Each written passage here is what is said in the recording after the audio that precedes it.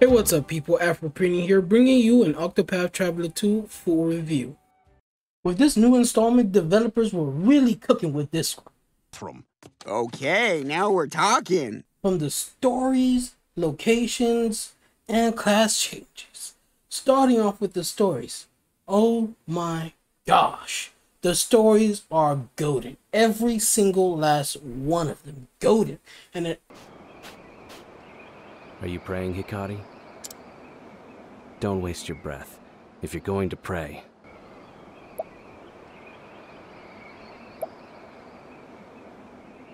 one important change that I really appreciate is that they matched the length of the story to the character.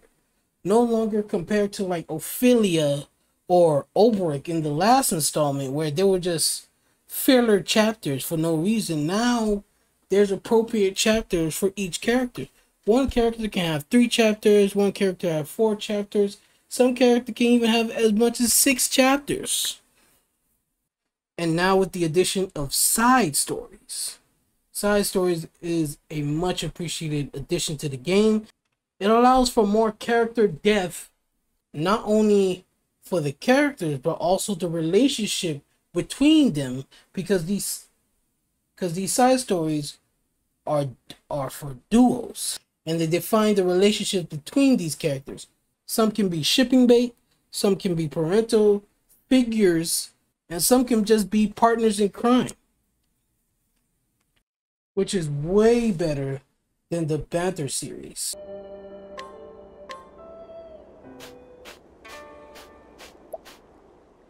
Hikari-kun, ねえ、聞こえる？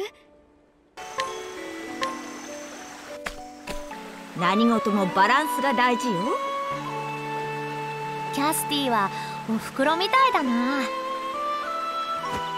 In my last video, I was raving about all the class changes and additions, like Priest being able to summon, Hunter being able to summon and have unlimited charges. But with the addition of the night and day changes, it allows you to put your characters to full use. You're able to use every single last character for the path actions. There has not been one time I didn't switch out my characters for switching them day and night to get the most use out of each town. But it's not all sunshine and rainbows. Gotta take the good with the bad. With Apothecary being my favorite in the last installment, it does have some changes. Mainly Apothecary. No longer are there hazardous potions that you can use in your Apothecary skill. Now it's only positive side effects for your own team only.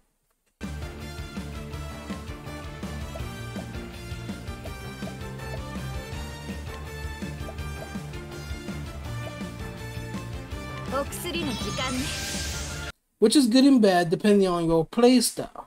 But if you just like the positive potions and the side effects just for your team, then this is not really a big deal for you, since now there's a bonus for the class that it can use more positive potions for your team, which is a sort of balance. Speaking of class changes, getting to secret classes is a much appreciated change. Not only can you get the secret class as early as maybe your first character, for example, Throne, if you pick her as your main, she can immediately discover the inventor class. So that's a plus. Instead of having to wait just being high level enough to fight all the bosses to get the secret class for these late game content. But now you could get them as early as your first character. Not only that, there's difference in how to acquire these classes. Some can be fetch quests, some can be puzzles, and some can be boss battle. A wide range of activities for everyone. Though one negative I will say, Arcanist was a little too easy, was or is a little too easy to acquire. But class change in general has gotten a lot more interesting and a lot more interactively fun. Introducing guilds, which are usually located in cities or just outside of cities. They're a great way for job changes or to discover skills or get information about secret weapons for that certain class. It's like the difference between peeing in the toilet versus peeing in the shower. With these guilds usually being in cities or just out of cities, I really appreciate the change in map and town designs. You could be in one city, you could be in a high-rise, sort of bum-looking 1900s city, and then be in a futuristic, fantasy-like city the next. And not forgetting sea travel, which allows more of the map to be utilized and more secret places to be discovered. No two locations are ever alike. All are unique.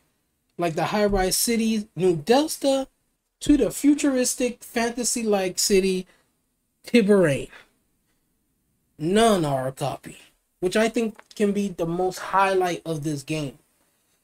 Even if they kept everything else the same, this would have been enough. Now we go to the last edition, X skills.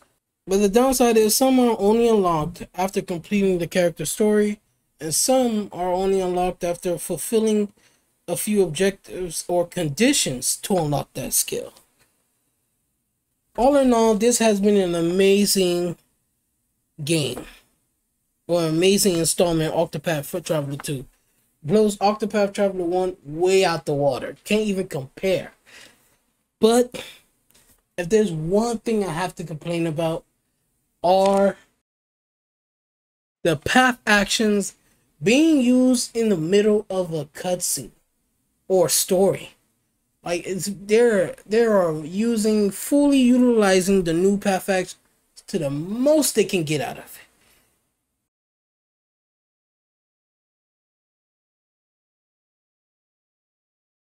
You be in the middle of a story, and then out of nowhere, the story just stops, and you have to do a path action.